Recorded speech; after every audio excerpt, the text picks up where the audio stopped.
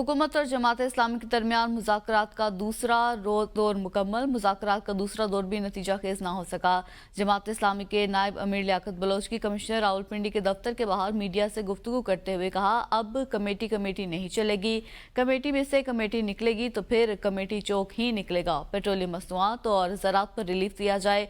अगर हुकूमत की गैर संजीदगी नजर आए तो हम मुज़ाकरात से साइड पर हो जाएंगे। हुकूमती कमेटी ने वक्त लिया है, ये धरना जारी रखा जाएगा।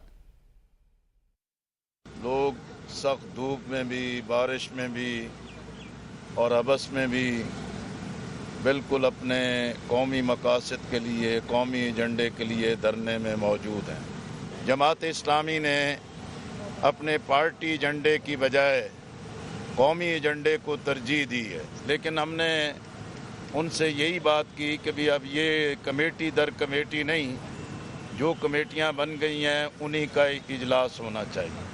पैदावारी लागत बढ़ रही है, सनत का पहिया जाम हो गया है, पेट्रोल की कीमतों को कम करें।